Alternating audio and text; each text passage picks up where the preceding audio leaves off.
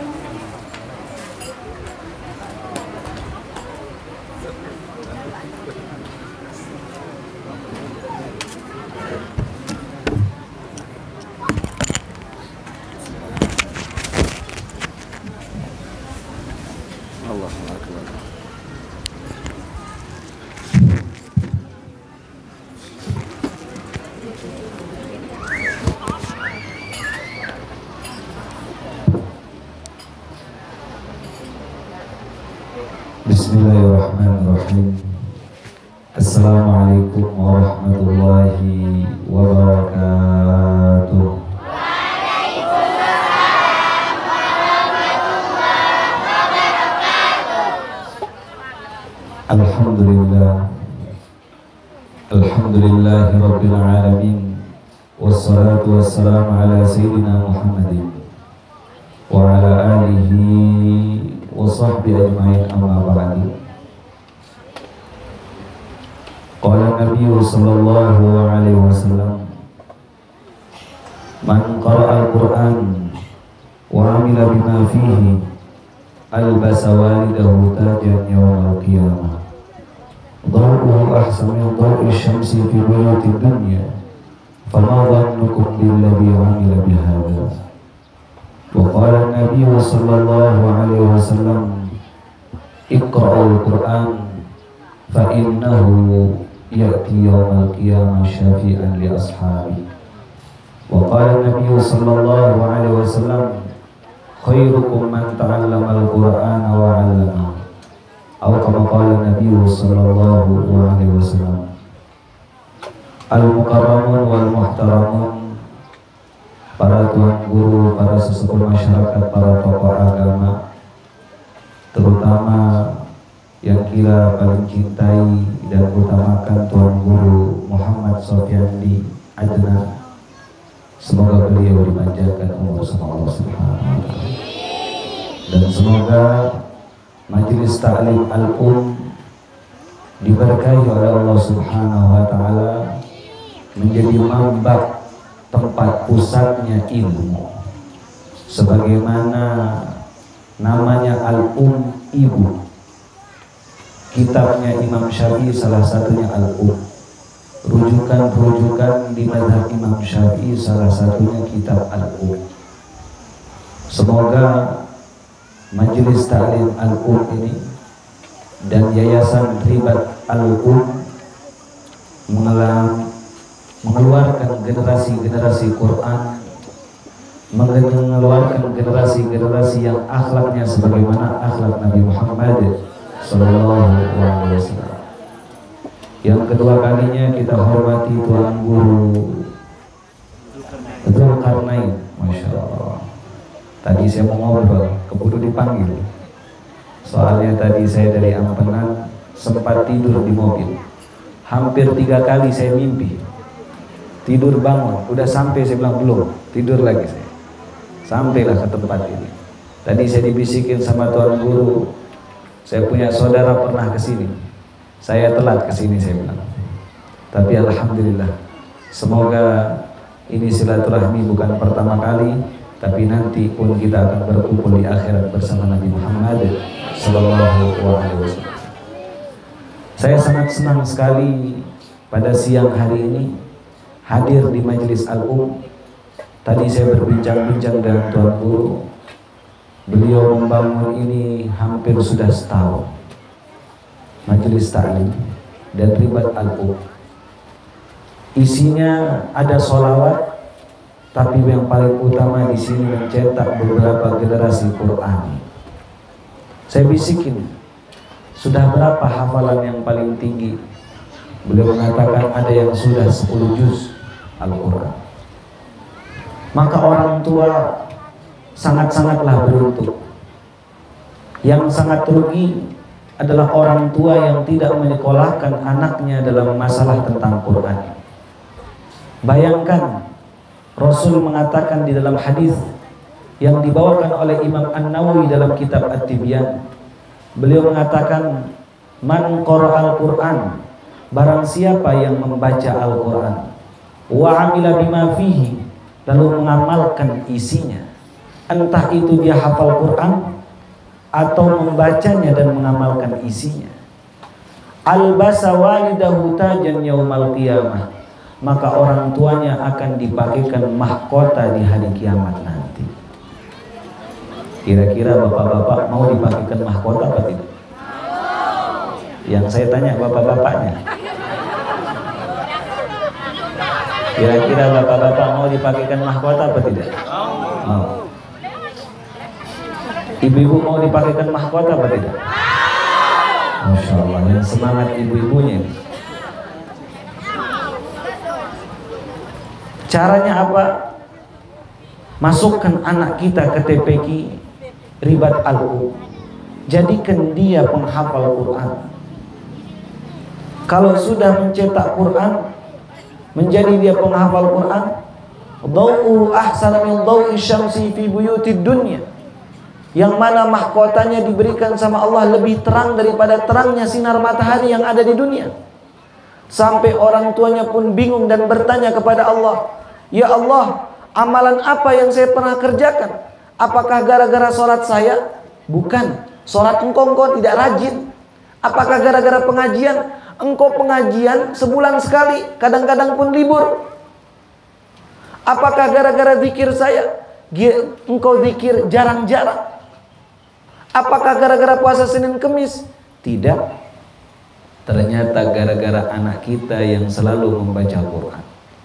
Sampai-sampai yang membuat saya kaget di dalam hadis Rasulullah SAW, ada orang tua yang masuk di dalam kubur, digebukin di dalam kubur, dipukulin sama malaikat.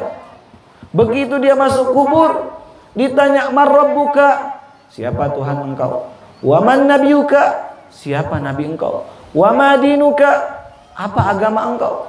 Wa ma kiblatuka, di mana kiblat engkau? Ditanya satu persatu, satu pun dia tidak bisa jawab. Bilisanin fasih, seharusnya dengan lisan yang fasih. Wa i'tiqadin sahih, dengan keyakinan yang bagus. Tapi dia nggak bisa jawab pertanyaan tersebut. Digebukin, dipukulin sama malaikat. Siapa yang mukulin dia? Malaikat Munkar dan Nakir. Gara-gara apa? Dua sebabnya. Jarang sholat, jauh daripada majelis ta'lim. Dipukulin. Begitu dia dipukulin, berjam-jam, berhari-hari, 24 jam. Sampai-sampai dia mengatakan sama malaikat, malaikat, libur kenapa sekali hari Minggu? Libur sekali. Apa kata malaikat? Nggak ada liburnya ini. Engkau nggak capek apa mukulin saya? Enggak, tugas saya memang gebukin engkau. Gara-gara ketika azan tidak langsung sholat, nonton dulu, nonton televisi, dipukul. Sampai-sampai tetangga kuburnya protes sama malaikat. Hei malaikat, sudah kenapa pukulin? Saya mau tanya bapak ibu-ibu, bapak-bapak misal tinggal di perumahan tingkat 2, rumahnya besar, ada mobil, ada kolam renang, tapi tetangga perumahannya tiap hari berantem saja. Kira-kira betah nggak tinggal di sana? Betah apa enggak? Enggak betah. Lambat laun kita jual tuh rumah. Bahkan kita ngontrak lebih bagus di luar. Tapi ini aneh, tetangga kuburnya mau ngontrak di luar nggak bisa. Karena udah dikubur. Mau pindah kubur nggak bisa. Ya terpaksa protes sama malaikat. Itu di dalam hadis dikatakan, malaikat, cukup, jangan pukul dia. Saya ini orang baik, kenapa? Tetangga saya nggak baik ini. Apa sebabnya? Dia jarang sholat. Cukup udah. Capek saya dengar, saya nggak bisa tidur di kuburan gara-gara dia. Yo. Udah capek-capek amal, salah tetangga dikubur. Makanya Bapak Ibu, dekat-dekat sama orang soleh. Kalau dekat dengan orang soleh, selamat dunia akhirat. Sampai Imam Syafi'i mengatakan, kalau aku dalam keadaan futur imanku, kalau saya dalam keadaan futur imanku, dalam keadaan rendah iman, turun iman saya pergi ke rumahnya Imam Malik, saya tatap wajahnya, saya lihat saja bentar, naik iman saya, semangat saya, pulang ke rumah. Jadi kalau bapak-bapak, ibu-ibu mau ngecas iman, lagi ngedrop imannya, kurang semangat ibadahnya, datang ke rumah Tuan Guru Sopiandi, ketok pintu, Assalamualaikum, Tuan Guru ada nggak? Ada ngapain? Mau tatap wajah Tuan Guru saja. Kalau enggak, pergi ke rumah Tuan Guru Dzulkarnain, ketok pintu rumahnya, mau ngapain? Mau ngelihat wajah Tuan Guru saja. Ngecas iman. Ngelihat wajah guru, ini naikin iman. Apa yang terjadi? Protes tetangga kubur tersebut. Malaikat, sudah cukup, jangan engkau gebukin tuh orang. Apa yang terjadi? Malaikat gak mau berhenti, tetap aja dipukulin. Subhanallah, di dalam hadis tiba-tiba berhenti itu dia dipukul. Gak jadi dipukul tuh sama malaikat. Apa kata orang yang dikubur, yang digebukin? Dia katakan, waduh capek nih malaikat, kayaknya butuh dipijit tuh tangannya. Kecapean, pegel dia mungkin nih. Kecapean. Malaikat, katanya yang dikubur, capek tak? Kata dia. Udah capek. Kata dia, saya bukan capek, kata dia. Kenapa nggak gebukin saya? Dia nanya nih orang, ya Allah, malaikat udah geram ini, ditantangin lagi. Kenapa nggak pukulin saya lagi? Kemarin saya minta libur nggak dikasih. Sekarang kok libur? Apa kata malaikat? Saya bukan mau libur, cuma Allah merintahkan saya berhenti mukul engkau gara-gara anak engkau sedang membaca Quran. Coba. Anak yang membaca Quran sore hari, anak yang membaca Quran maghrib hari, anak yang membaca Quran subuh hari, itu menyetop azab orang tuanya di dalam kubur, gak jadi dipukul sama malaikat. Ya Allah. Kira-kira rugi apa tidak orang yang menyekolahkan anak di dalam Quran? Rugi apa tidak?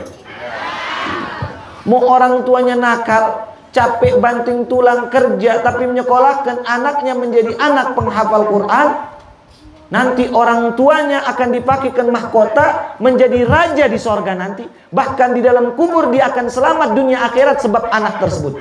Bahkan anak tersebut ketika masuk ke dalam sorga dia mengatakan, Allah, saya tidak akan masuk sorga sebelum menjemput kedua orang tua saya masuk ke dalam sorga, supaya saya masuk sorga bareng orang tua saya. Karena orang tua saya yang menyekolahkan saya, membiayakan saya pingin dia pun masuk ke dalam sorga. Ya Allah.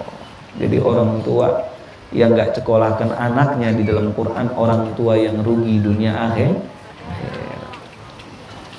Nih Bapak Ibu, kita capek-capek sekolahkan anak kita sampai S1, S2, bagus, tapi gak bisa baca Quran. Aneh. Kita mau dibacain apa nanti dikubur? Mau dibacain surat tanah? Gak bisa. Mau bacain apa? Gak bisa. Tapi kalau baca Yasin, adem tuh kubur. Bacain Tabarok, tambah dingin tuh kubur orang tuanya. Apa kata orang tuanya tersebut? Ya Allah, Alhamdulillah, senang. Apalagi seorang anak memiliki orang tua yang penghafal Quran. Sungguh beruntung. Ada seorang di Turki sana, pada zaman dulu menjadi raja. Orang tuanya jadi raja. Ketika dia jadi raja, orang tuanya ulang tahun anaknya yang ke-17, kalau bahasa kita 17, yang ke-17 dirayakan besar-besar pada waktu tersebut. Diundang orang-orang raja-raja sebelah, diundang pada saat tersebut. Apa kata raja? Mengatakan di depan para raja yang lain, ini anak saya satu-satunya. Anak saya satu-satunya ini raja. Dia akan meneruskan tahta saya. Yang meneruskan dia nanti. Sekarang udah umurnya 17 tahun. Apa yang dia minta sekarang saya akan berikan di depan engkau. Ibunya pun mengatakan, ini anak satu-satunya, anak tunggal saya. Apa yang dia pingin saya akan berikan. Subhanallah, ini anak berdiri. Apa kata anak tersebut? Saya minta wahai ibu, wahai bapak, di depan para raja, tolong jangan jadikan kerajaan ini atau rumah saya tinggal di kuburan lagi. Kaget rajanya. Maksud engkau apa? Apa yang engkau maksud? Bukankah keinginan engkau semua saya penuhi? Kenapa engkau mengatakan engkau tinggal di kuburan? Apa kata dia? Selama saya 17 tahun, saya tidak pernah dengar orang tua saya baca Quran. Rumah yang mana orang tua yang tidak pernah baca Quran, kal baitil kharib, kata Rasulullah SAW. Seperti rumah hantu, banyak jinnya, harta banyak, tapi nggak adem tuh rumah. Ribut saja di rumah tangga. Masalah sedikit ribut, masalah begini ribut. Karena kenapa? Nggak pernah baca Quran. Pak Ustadz, Habib, anak saya nggak bisa baca Quran, nggak pernah, kalau disuruh ngaji nggak mau. Apa sebabnya? Karena kita nggak pernah baca Quran di depan anak kita. Disuruh sholat nggak pernah mau anak kita, karena kita tidak pernah dilihat sholat oleh anak kita.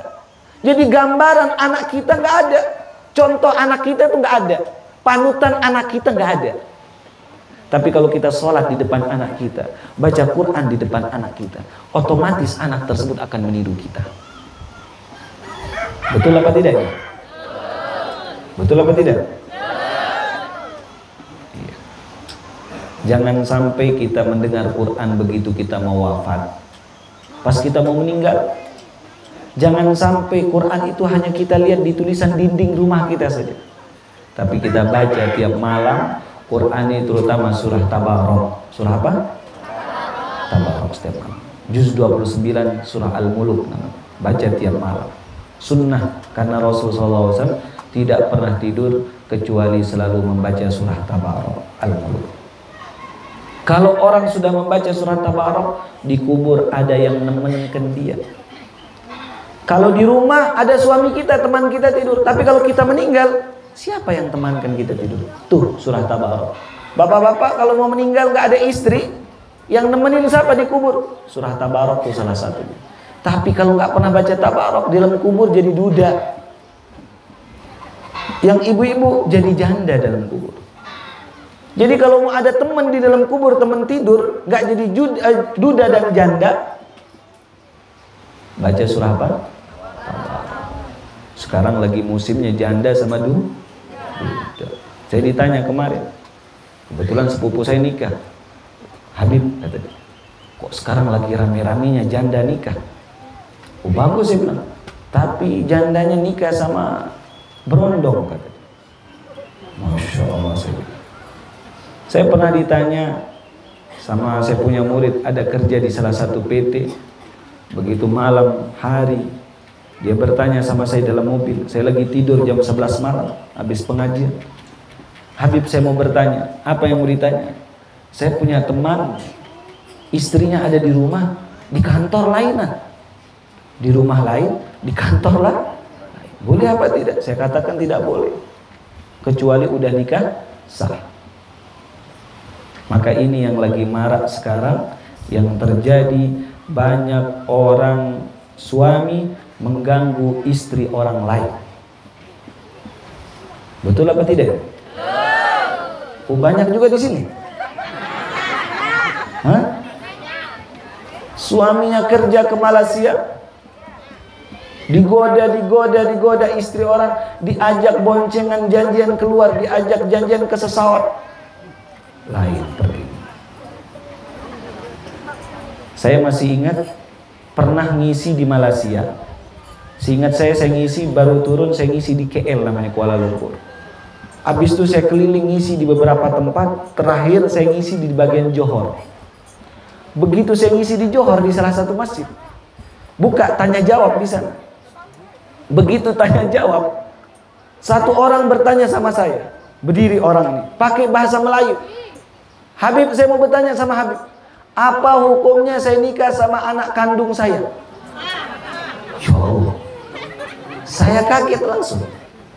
Saya ngambil mic, Bapak, tolong gak usah bercanda bertanya ini. Dia ulang lagi pertanyaannya, apa hukumnya saya nikah sama anak kandung saya sendiri? Saya ambil mic lagi, Bapak, ini emang udah terjadi apa tidak? Iya, saya sudah nikah. Ya Allah. Benar, benar. Ini saksinya orang-orang di sini. Ya Allah, saya bilang, pakai bahasa Melayu deh. Saya bilang tidak boleh. Kenapa? Iya, jujur-jujur, memang orang ribut. Kenapa? Mohon maaf Bapak Ibu. Ini saya cerita apa adanya. Pas saya ngisi di Johor. Apa kata dia? Bicara, Ustaz, saya ini dulu pernah zina, bunting.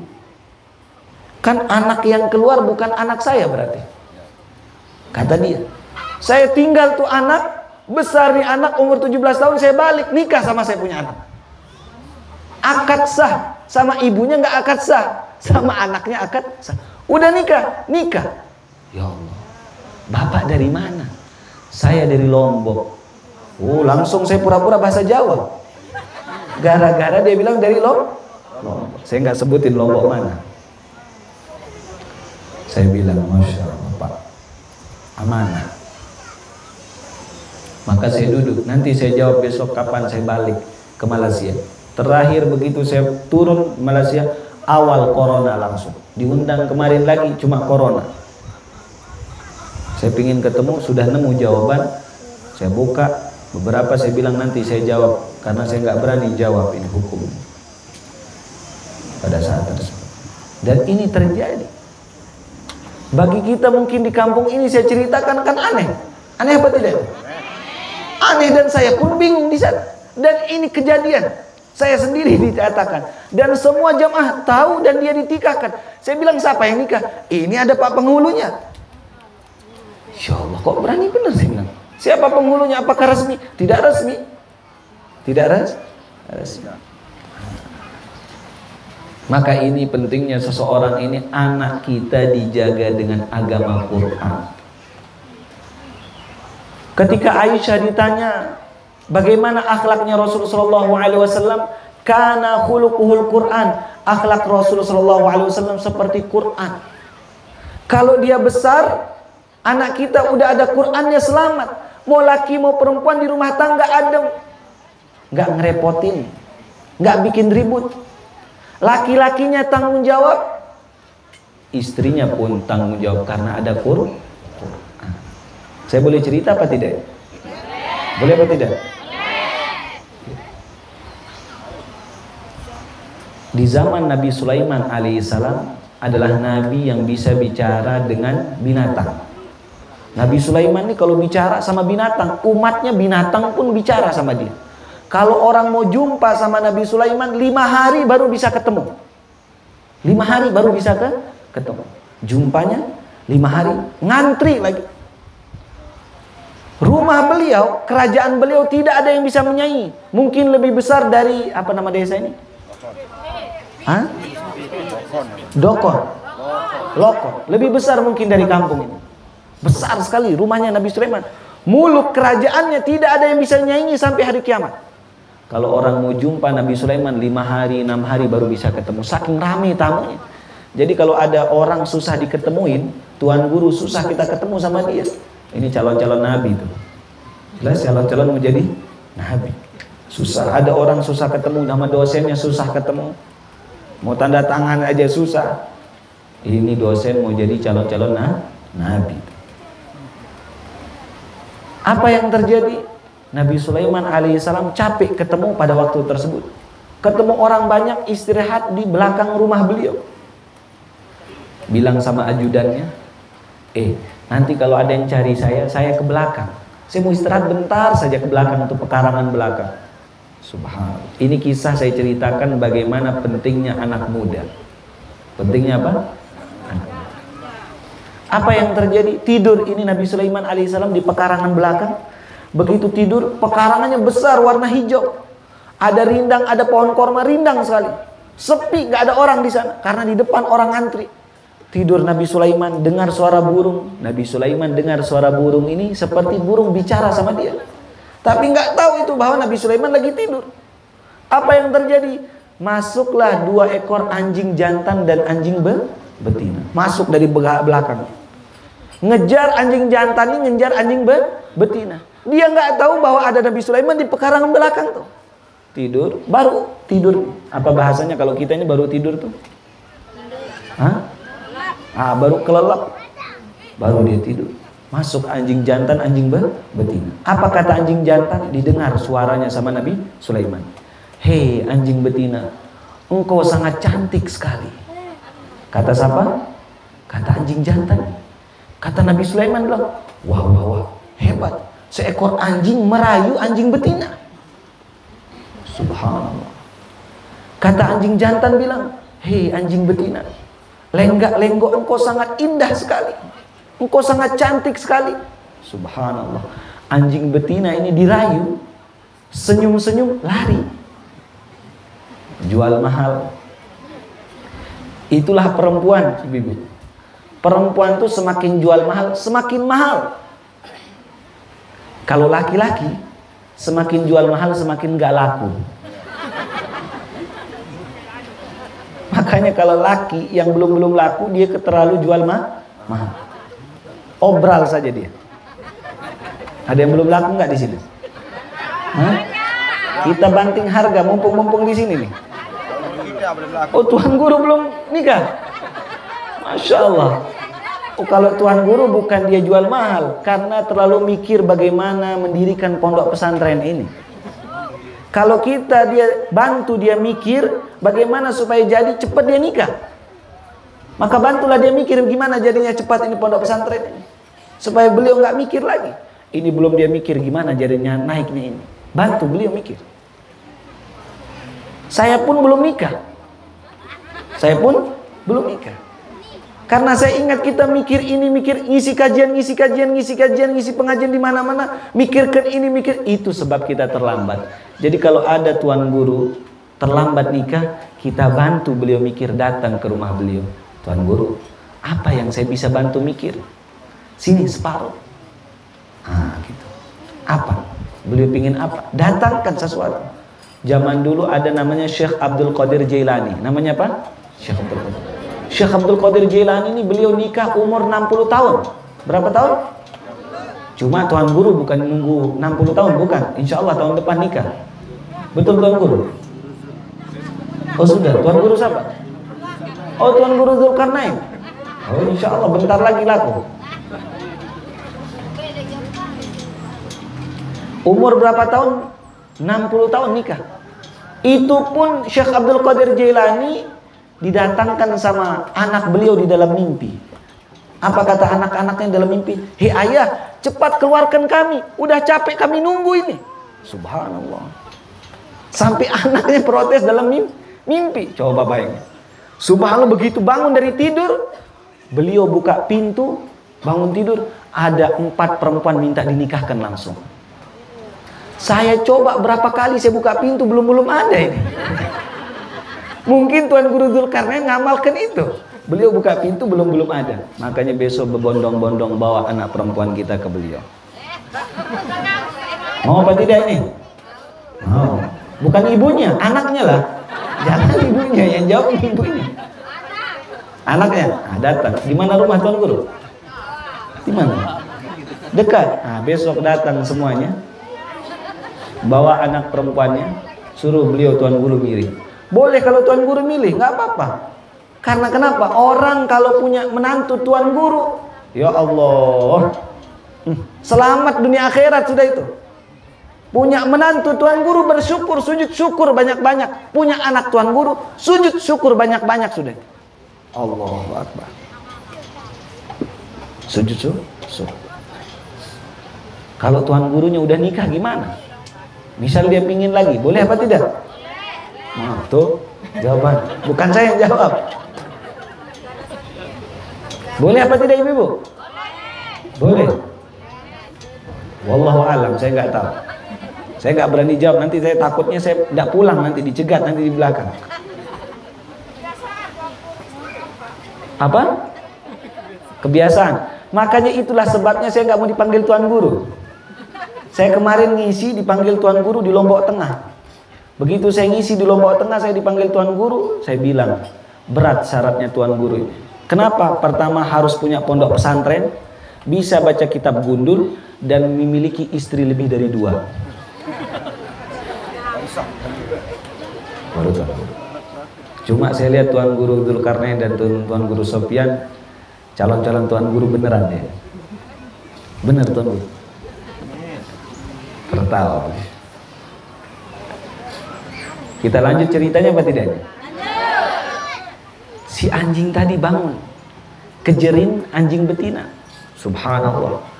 Katanya Rasul, as-sukutu alamatur ridho. Perempuan tuh kalau udah diem, tandanya iya. Apalagi dia senyum, itu iya. Misal kita tanya, mau sama saya? Dia diem senyum-senyum, iya itu tandanya. Apalagi dia katakan, ayo datang ke rumah saya, itu jelas iya jawabannya itu. Jadi adik-adik yang laki jangan cepat baper. Ketika chat seorang perempuan lewat WhatsApp, dia katakan saya cinta dengan engkau, saya suka dengan engkau. Lalu centang biru saja nggak dibalas, itu tandanya iya. Tandanya apa? Nggak dibalas. Oh ini nggak dibalas. Kalau dia diem berarti iya. Makanya kalau nggak mau bilang tidak, seperti itu. Apa yang terjadi? Si anjing jantan ini nama laki, kalau belum dapat nggak mau dia. Itu sifatnya lah laki-laki. Tapi kalau udah dapat lain cerita. Betul apa tidak ibu-ibu? Iya. Dikejar lagi nih sama anjing jantan. Apa kata anjing jantan bilang sama anjing betina? Hei anjing betina, rambut engkau sangat indah sekali, bau engkau harum sekali. Kata siapa?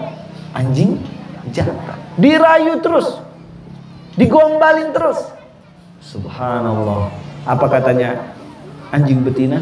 Anjing betina lari-lari sambil senyum lagi, jual mahal. Kata Nabi Sulaiman, wah wah wah, hebat ini, seekor anjing merayu anjing betina. Anjing saja seperti ini. Subhanallah, merayu. Apa kata anjing jantan bilang? Gimana caranya supaya saya dapat hatinya dia? Apa katanya anjing jantan? Hei anjing betina, tahu nggak siapa yang punya kerajaan ini? Saya tidak tahu, saya yang punya. Kata siapa? Anjing betina ini. Itulah sifat laki. Sifat laki begitu dia. Motor orang diakui motor dia. Mobil orang mobil dia kata. Kalau belum dapat, nanti urusannya kalau udah dapat baru cerita. Betul apa tidak itu? Begitu udah nikah, bang, kakak, mana yang kemarin tuh? Udah dijual katanya. Pakai apa? Pakai nikah. Mana yang kemarin? Udah dijual. Semua udah dijual. Sampai ada di Mataram itu, ada orang didatengin seorang laki-laki di malam Ahad, malam Minggu, dimidangin, diapelin. Pakai mobil tiap hari ganti, gonta-ganti, sampai mertuanya bilang, tikah dia malam ini. Ditikah malam itu. Subhanallah, sampai detik ini menantunya tinggal di rumah nggak ada kerjaannya. Ternyata mobil oh. Maka itu ibu-ibu, bapak-bapak, tikah anak kita Qur'annya dulu pertama kali. Jadi kalau mau cari jodoh itu pertama kali lihat nanti itu di generasi di dalam alumni pondok pesantren Ribat Al-Um. Kita lihat, oh udah 10 juz. Apa kata Hasan Al-Basri mengatakan, la tuzawwid ibnataka illa min taqi. Jangan engkau nikahkan anak engkau kecuali sama orang-orang yang benar bertakwa, yang bagus. Kalau udah ada Qur'annya, bisa baca Qur'an tiap malam, diajikan tuh istrinya. Enak ada orang ngaji, adem tuh rumah. Enak rumah tangga. Ini sekarang kita udah terlanjur nikah, suami kita nggak pernah ngaji di rumah, nggak pernah baca Quran, yang didengar dangdutan saja, yang didengar nonton TV sambil merokok lagi. Istriku, kata dia, mana teh? Kata dia, mana kopi? Habis itu baru minum dikit, dimarahin istrinya. Lihat ini, syarat seorang menjadi suami, ar-rijalu qawwamuna 'alan nisa. Laki-laki menjadi pemimpin, syarat qawwam itu ada 3. Apa qawwam itu? Pemimpin di dalam tafsir itu ada syaratnya ada 3. Pertama riayah, wiqayah, dan nafaqah. Apa syarat pertama? Yaitu harus seorang suami perhatian sama istrinya. Ada perhatian. Kepala masyarakat, kepala perusahaan, presiden, menteri, wali kota, gubernur, kepala lingkungan, Pak Kadus, yang kurang perhatian terhadap masyarakatnya, pasti masyarakatnya akan benci sama dia. Begitu juga seorang suami yang kurang perhatian sama anak dan istrinya, pasti anak dan istrinya benci sama dia. Coba bayangin, kita dibuatkan teh, buatkan kopi, kadangkala kita nggak pernah mengucapkan jazakillahil khair, terima kasih banyak wahai istri. Ucapkan itu, terima kasih banyak wahai istriku. Tuh, belum saya bahas udah diperu katanya ini.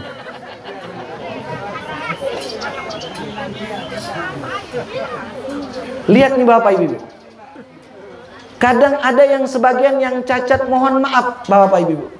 Ada sebagian, saya kasih contoh sedikit. Ada orang punya anak 4. Anaknya berapa? 4. Anak-anak yang 4 ini sekolah. Pulang bapaknya, suaminya pulang dari kantor nanya, udah mandi anak-anak kita untuk sekolah? Sudah, baru 3. Apa kata suami? Lihat nih jawaban suami biasanya.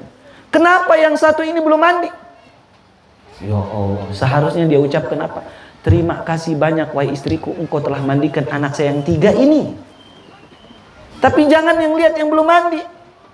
Kita harus ucapkan sama istri kita, terima kasih banyak wahai istriku, engkau telah mandikan anak saya yang 3 ini. Jangan lihat yang kurang ini. Apa kata Rasul? In kaliha minha khuluqun radiya minha khuluqun akhar. Kalau engkau datang rasa benci engkau dalam rumah tangga terhadap istri engkau, lihat segi baiknya. Lihat nih, udah mandi 3, kita ucapkan terima kasih banyak. Tapi kita selalu melihat segi kurang istri kita saja. Betul apa tidak ini? Bagaimana Bapak? Betul apa tidak? Betul. Ini yang kurang. Makanya di pengajian saya Bapak Ibu, di pengajian saya perintahkan saya punya murid yang tua, yang udah punya istri, saya suruh dia beli bunga mawar, bawakan istrinya. Bentar dulu, ibu cepetnya protes ini. Udah ngamuk ini ibu. Makanya ibu bawa suaminya besok. Bawa suaminya besok pengajian. Saya suruh pengajian saya. Boleh tanya, saya punya murid itu. Saya punya murid itu paling pojok. Sering saya sampaikan di beberapa masjid tempat saya pengajian selalu saya katakan, wahai para suami, bawakan istrinya bunga. Tapi jangan sama potnya, bunganya saja. Jangan bawa sama potnya, kurang bagus, kurang romantis. Jelas. Kita bawakan istri kita bunga, kita katakan dia, Masya Allah, istriku, engkau tambah cantik kelihatannya. Lihat. Ini resepnya Bapak. Di dalam hadis kitab Riyadhus Shalihin, 3 bohong yang diperbolehkan. 3 bohong yang diperbolehkan. Pertama, bohong untuk mendamaikan orang. Betul apa tidak ini? Yang kedua, bohong ketika pergi berperang. Nabi itu kalau dia bilang malamnya besok kita jalan kanan, tahu-tahu jalan kiri besok. Itu dalam peperangan khidah, tipu daya, boleh bohong. Kalau peperangan. Yang ketiga, bohongnya suami terhadap istri, boleh bohong. Bagaimana? Bohong yang boleh, contoh dia merayu istrinya. Dia ngomong sama istrinya, Masya Allah istriku, engkau ini walaupun udah punya anak 8, lebih cantik daripada sebelum engkau menikah sama saya. Ya Allah. Kira-kira bohong apa enggak ini? Jelas bohong ini. Jelas bohong. Tapi istri senang ini dibohongin yang begitu, dapat pahala. Suami yang pintar seperti ini, insya Allah setrika bajunya lurus. Contoh nih, baru bangun tidur. Ini saya ajarin dikit nih. Teorinya saya ajarin, bukan prakteknya. Kalau praktek saya nggak bisa. Jelas. Apa? Iya, prakteknya yang susah. Begitu baru bangun tidur, Bapak-bapak. Bangun tidur, langsung kecup istri kita. Bilang sama istri kita, Masya Allah, baunya harum. Padahal kan bekas air liur. Ada sebagai istrinya, subhanallah. Bapak-bapak itu begitu bangun, sarapan tuh berapa menu langsung, banyak menunya, ada ayam, ada macem. Kalau pintar merayu istri, coba nggak pintar ngerayu istri, insya Allah sarapannya nasi bungkus saja. Itu suami yang sering makan di luar, itu ciri-ciri yang nggak pernah merayu istrinya. Itu ciri-cirinya. yang kerjaannya makan di luar saja, makan di warung, nggak pernah dimasakin di rumah, itu ciri-ciri suami yang tidak pernah mengambil hati seorang istri. Betul apa tidak? Mohon maaf kalau ada yang kesindir. Lanjut apa cukup nih? Hah? Masih semua? Bagaimana Tuan Guru?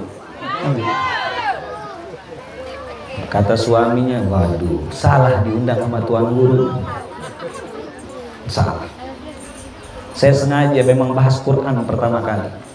Tapi ada beberapa, terkadang di beberapa masyarakat, ada hal sesuatu yang cacat. Ketika orang menikah, dia katakan dirinya, saya pemimpin dalam rumah tangga. Dia harus dengarkan saya. Bahkan sebagian suami, mohon maaf, dia nyangka istrinya pembantu. Dia nyangka istrinya apa? Pembantu. Istri itu bukan pembantu. Istri itu teman kita hidup. Istri itu bukan kerjaannya masak saja, nyuci saja. Nemenin kita kadang-kadang ngobrol. Kadang-kadang kita lebih asik sama istri orang, sama istri sendiri. Bahkan apa yang terjadi? Kalau sudah dapat tuh suami, kadang-kadang lebih asik mancing ketimbang sama istrinya. Asik dia mancing sampai tengah malam. Sama istrinya nggak pulang-pulang terus. Betul apa tidak itu? Nah, ini. Pak Ustadz, kenapa suami saja disindir sekarang buat istrinya sekarang? Ibu-ibu mau masuk surga enggak? Mau masuk surga enggak? Mau apa tidak? Yang mau masuk surga angkat tangan. Ibu-ibunya. Angkat tangan, angkat tangan. Yang angkat tangan saya doakan masuk surga loh. Yang enggak angkat tangan bahaya. Angkat tangan yang mau masuk surga. Turunkan tangannya. Turunkan. Saya ajarkan resep masuk surga nih. Ini bukan dari saya, tapi dari Rasul Sallallahu Alaihi Wasallam.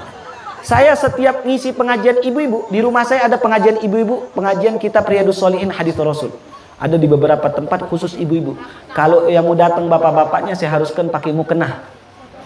Tidak boleh yang datang laki-laki, tapi syaratnya boleh datang tapi pakai mukena. Di sana saya ajarkan bagaimana haid, bagaimana nifas, bagaimana sama suami. Diajarkan di sana. Apa yang terjadi? Jadi di sorga itu ibu-ibu ada 8 pintu sorga. Sorga itu banyaknya 8 pintu sorga. Kalau neraka banyaknya 7 pintunya. Kalau neraka banyaknya berapa? 7 pintu. Sorga banyaknya berapa? 8 pintu. Nah, ada beberapa istri yang dipanggil oleh 8 pintu sorga itu. Contoh namanya Aisyah.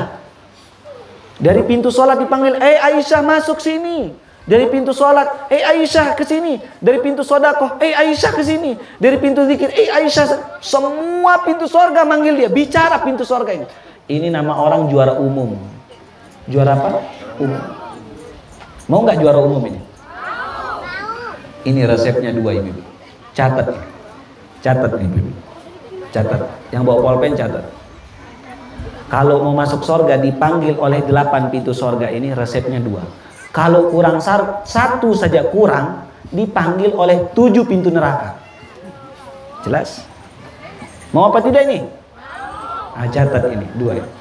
Pertama syaratnya tidak boleh telat sholat 5 waktu. Karena kenapa?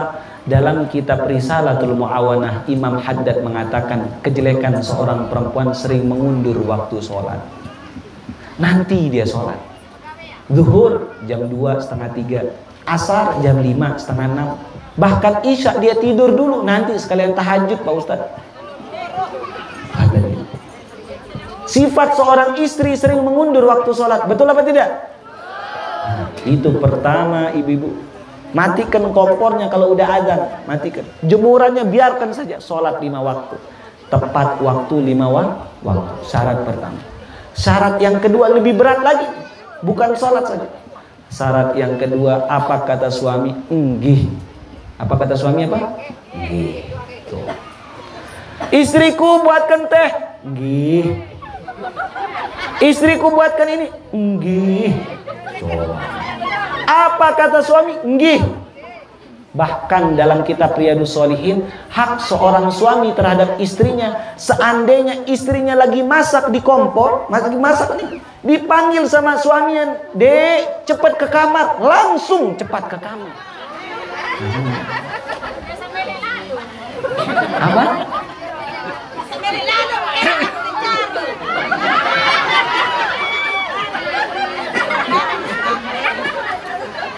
Walaupun dia salah caranya tetap harus mau. Walaupun dia berkeringat tetap harus mau. Kan ibu-ibu mau masuk surga apa tidak? Makanya saya permisalkan sama saya punya murid-murid kajian di sana. Karena rumah saya dekat Bandara Lama, Rembiga itu dekat rumah saya, dekat Bandara Lama. Saya bilang seandainya ibu-ibu lagi naik pesawat dipanggil sama suami suruh turun langsung. Sampai Rasul mengatakan seandainya engkau di atas onta, suami engkau lagi di padang pasir, suruh turun di atas onta, turun jadi di atas padang pasir. Coba. Itu dapat dari surga. Mau masuk surga apa enggak tuh? Suaminya berkeringat habis dari kebun. Istriku sini, langsung. Jelas apa? Langsung. Jangan, ya Allah, enggak dia tahu kita ini capek, kata dia. Kita lagi capek ini. Kadang na'udzubillah, tsumma na'udzubillah, di dalam kitab Tadhkiratul Hadramiyah karangannya, kitabnya Habib Muhammad bin Hafidh, ayah daripada Habib Umar bin Hafidh, ada membawakan satu hadis yang sangat penting. Seorang istri dilaknat sama Allah, dia tidak head, dia katakan dirinya head. Jelas? Suaminya ngajak, oh tiang halangan, kata dia. Dia lagi apa? Halangan. Dia bohongin suaminya. Diam-diam suaminya tengah malam lihat, oh dia bohong ini, katanya. Dia bohong. Dia. Kata ibu itu bongoh suaminya. Bukan bongoh suaminya, istrinya terlalu bahaya. Istrinya nggak ngerti mana surga mana neraka. Istrinya mengantarkan dirinya ke dalam neraka. Ketika apa kata suami, dia katakan enggih, terbuka 8 pintu surga itu. Karena kenapa? Surganya istri di bawah telapak kakinya suami. Makanya saya bilang kepada ibu-ibu, pulang pengajian nanti cuci kaki suaminya. Bisa kira-kira apa tidak? Bisa apa tidak?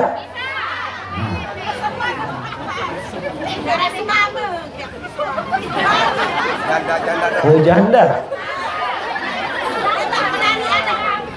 Cepat daftar sama tuan guru yang janda-janda. Nanti dicarikan.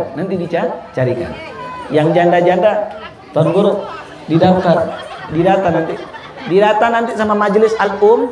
Memang harus mendata janda-janda anak yatim itu harus didata itu perlu data. Nanti mana yang harus dapat bantuan, mana tidak, itu harus. Cuma jangan pilih-pilih. Janda yang muda banyakkan dapat, jangan. Jelas? Maka ibu-ibu pulang-pulang nanti cuci kaki suaminya, jangan suami orang. Jelas? Suami sendiri. Yang penting jangan pas pulang dari sawah kotor suami. Saya selalu menekankan, saya punya murid di pengajian ibu-ibu, alhamdulillah sampai detik ini mereka sudah cuci kaki suami.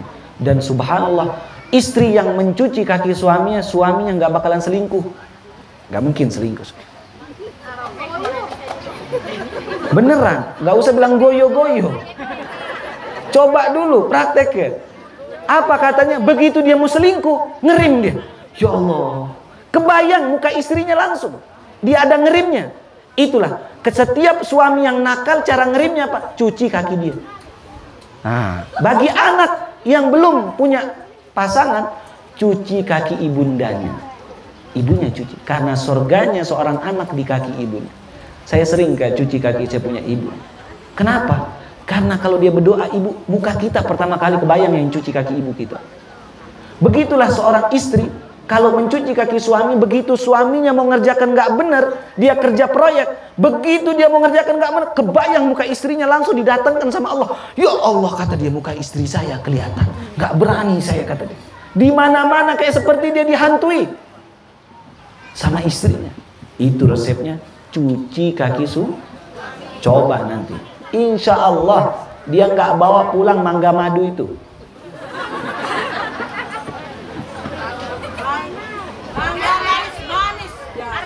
Harum manis. Maka sebelum saya tutup Bapak Ibu, ada satu sholawat yang sangat penting. Biasanya saya ajarkan beberapa sholawat ini. Kemarin saya ajarkan di acara Praya Tablik Akbar. Saya ngisi kemarin subuh bersama Abdul Somad kemarin di Masjid Agung Praya. Saya ajarkan ini satu sholawat yang sangat penting. Bunyi sholawatnya ini bukan sholawat dari saya, tapi sholawat dari Imam Sya'rani.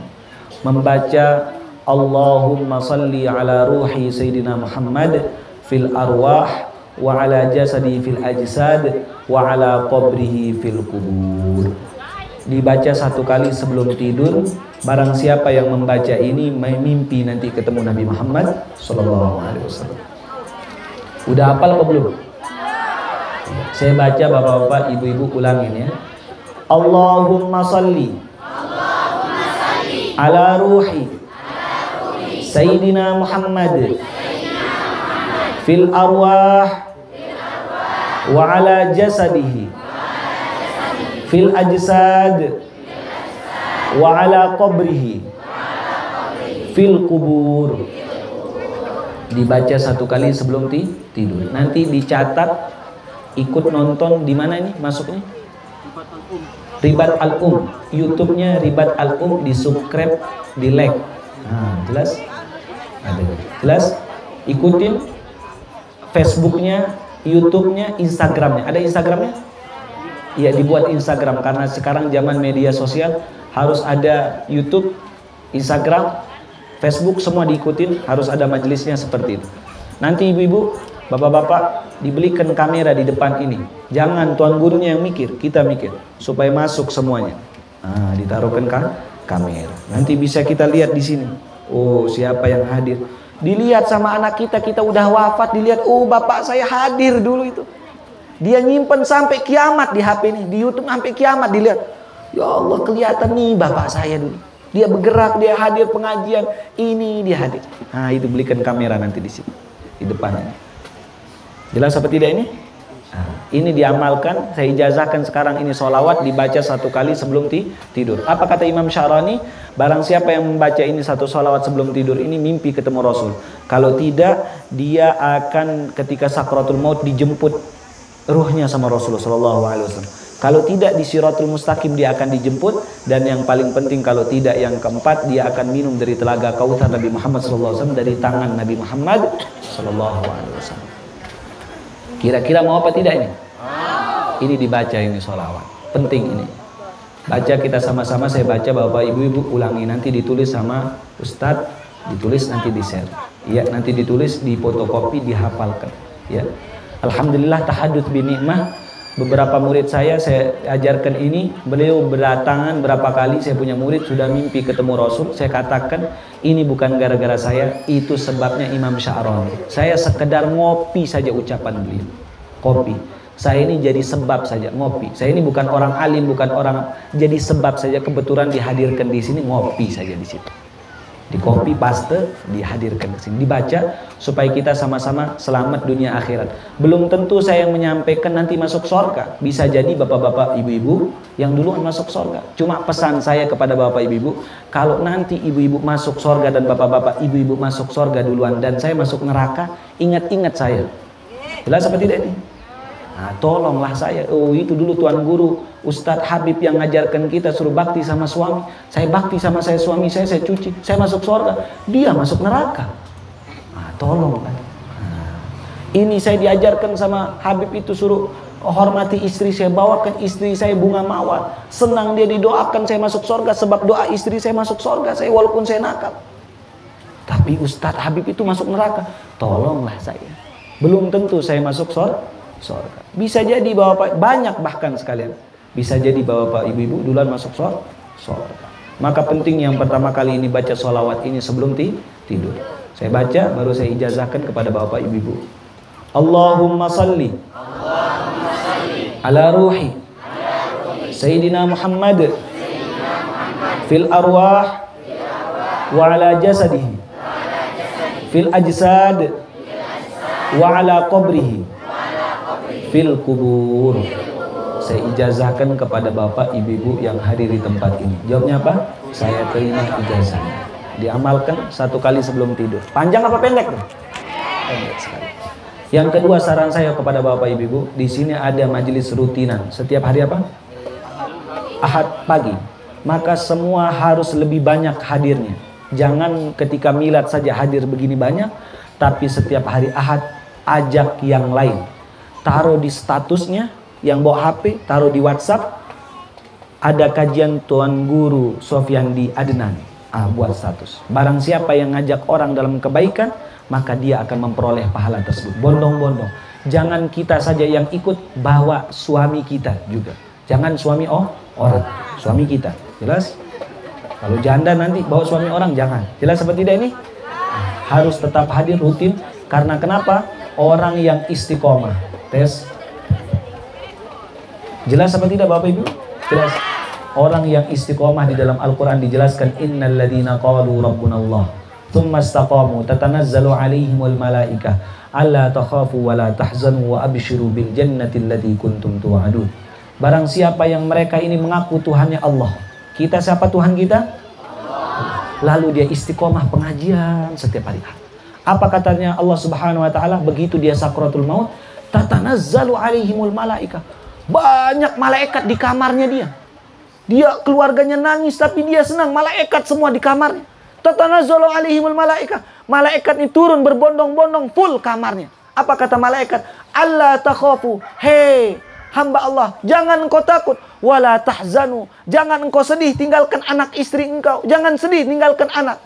Wa abshiru bil jannah. Kami datang mengabarkan kepada engkau, engkau penghuni surganya Allah Subhanahu wa taala. Siapa itu orang syaratnya? Yang ngaku Tuhannya Allah lalu istiqomah. Maka saran saya kepada Bapak Ibu, ajak anak-anak kita setiap pengajian di tempat ini hari Ahad pagi jam 8 mulainya. Ya, jam 8 di tempat ini. Yang ketiga saran saya kepada Bapak Ibu, hormati guru-guru kita. Hormati guru-guru kita. Kalau ada yang bicarakan guru kita, diam, suruh mereka diam. Jangan bicarakan, lukain guru kita. Jelas seperti ini? Walaupun guru kita lebih muda daripada kita, wajib kita hormati. Kita cium tangannya. Walaupun dia lebih muda dengan kita, tidak sopan seorang salaman sama gurunya begini. Aib. Bukan sopan. Tidak mendapatkan keberkahan ilmu. Dia lebih muda anak kemarin, walaupun anak kemarin. Cium tangannya bolak-balik. Hirup. Karena kenapa? Keberkahan Nabi, ilmunya kita hormati. Jelas seperti ini? Walaupun umurnya lebih muda, cium tangannya. Ini kenapa? Kita mendapatkan keberkahan dan kita masuk surga bersama Nabi Muhammad SAW. Hormati guru kita, dukung apa yang dia pingin, supaya nanti ini pondok pesantren Ribat ini menjadi tempat kadernya hafil Quran dari kampung. Ini akan keluar beberapa orang yang nantinya akan memakaikan orang tuanya mahkota di hari kiamat nanti. Nanti akan berhenti orang minum khamr sebab pondok pesantren. Nanti orang berhenti buat lalai pakai narkoba. Karena kenapa? Besok semua orang masukkan anaknya ke tempat ini. Maka beruntung orang yang mendukung. Saya nggak bisa hafal Quran Pak Ustaz. Saya mendukung, saya buatkan, saya antar sesuatu. Dia dapat pahala juga dipakaikan mahkota. Karena sebab dia yang membangun pondok pesantren tersebut. Semoga kita termasuk orang-orang seperti itu. Amin. Amin ya rabbal alamin. Jelas seperti ini? Ingat pesan saya kepada ibu-ibu. Apa pesan saya tadi kepada ibu-ibu? Hah? Apa? Cuci? Cuci bagus. Suami tadi pesan saya apa tadi? Apa? Nanti pulang-pulang, pokoknya jangan pulang ke rumah. Cari bunga. Beli bunga aja. Jangan bunga Kamboja. Kalau bunga Kamboja mau mati dong istrinya. Jelas. Kalau suami yang baik, insya Allah didoakan panjang umur sama istrinya. Tapi kalau suami yang jahat begitu pulang kerja tidur di pangkuan istrinya, istrinya nyanyi. Bila Israel tiba, bilangnya supaya cepat ini dicabutnya nyawa. Dinyanyikan, suaminya bingung. Ya Allah, lagunya horor benar. Tapi kalau dia baik sama istrinya, didoakan panjang. Kalau suami tidak baik, biasanya isi dompetnya sering hilang. Itu suami pelit biasanya. Sering dia ambil uangnya sama istri. Kata suaminya bilang banyak tuyul di sini kata dia. Padahal istrinya yang ngambil uang suami. Jawabannya tidak boleh ngambil uang suami kecuali suaminya pelit. Kecuali apa? Suaminya pelit. Jelas seperti ini? Maka pesan saya kepada ibu-ibu, hormati suami.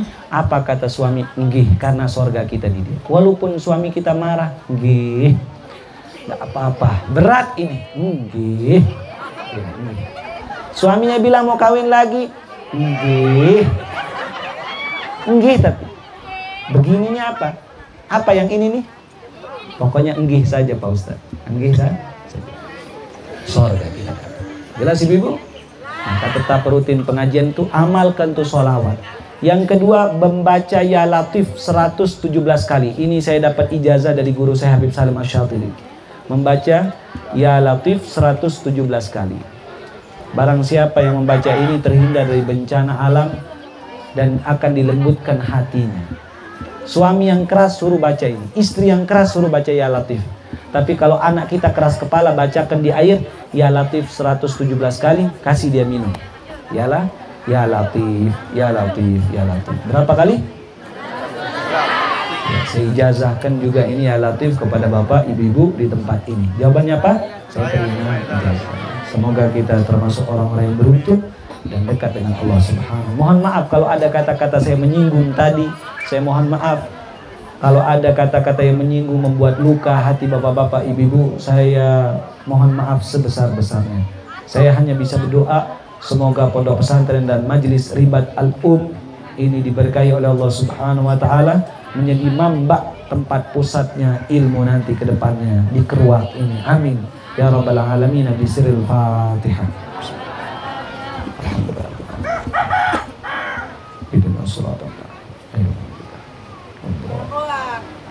Amin.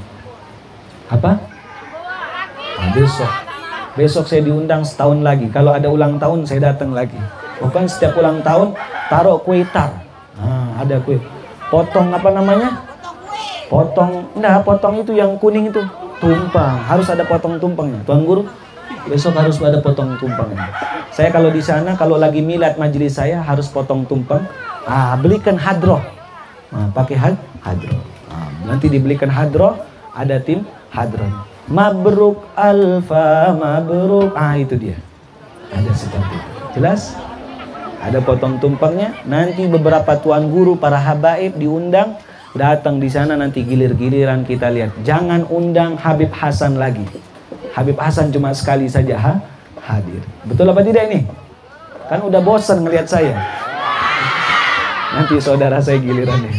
Insya Allah besok beberapa tuan guru, para habaib, orang-orang soleh.